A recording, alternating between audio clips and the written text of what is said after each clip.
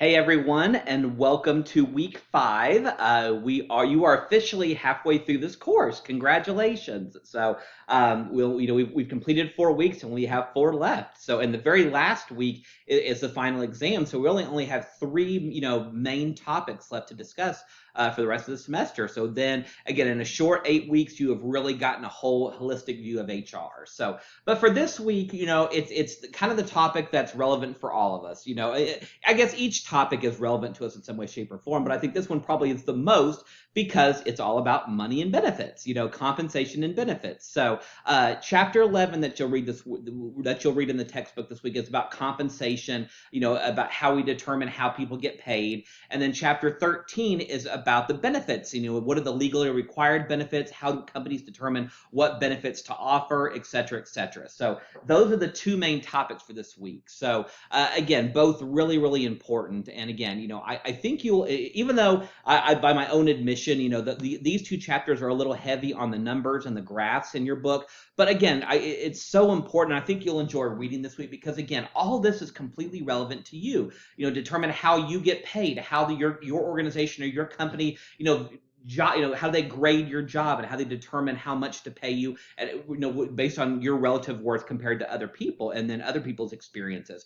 And then with the benefits, obviously you'll learn about the 3 legally required benefits. I in the lecture video I talk about that. And then again, what other optional benefits do companies offer? So, and again, really important to kind of learn those 2 things.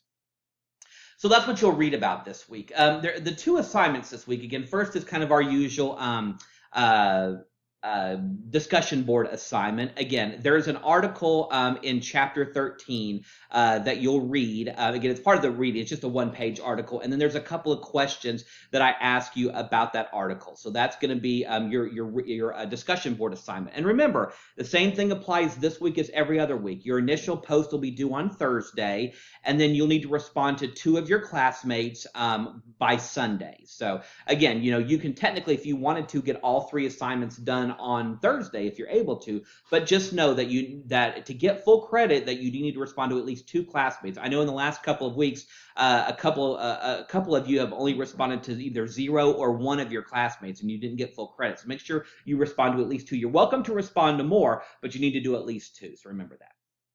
As far as the assignment this week, you're going to do your own compensation plan. So the assignment this week is basically I'm basically saying that you're acting like an HR manager at a local hospital, and your boss, who's the VP of HR, has come to you to assess the hospital's compensation practices. So you're going to basically write an executive summary of your findings. Now, don't let that term, scare you. Basically, all you're doing is just doing a typewritten, double-spaced, report, if you will, at least 4 pages, but no more than 5.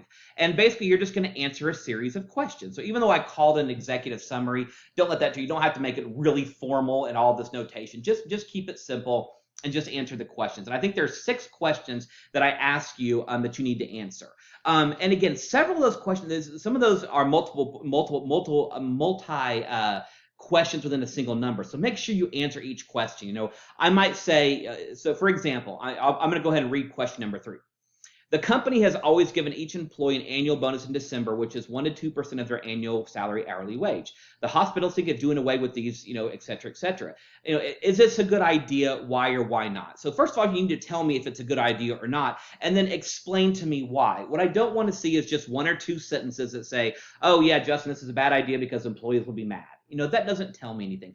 I need research. I need you to tell me details. I need you to show me that you've read the book and that you've taken quotes from the textbook or other sources that you want to pull. So again, there's a couple other questions where I might ask you, what are the pros and cons of this? Make sure you tell me several pros and several cons. I don't want just 1 or 2. So I want 2 or 3 pros and 2 or 3 cons. And then what I also don't want to see is just bullet pointing. Just say, here's bullet point, bullet point, bullet point.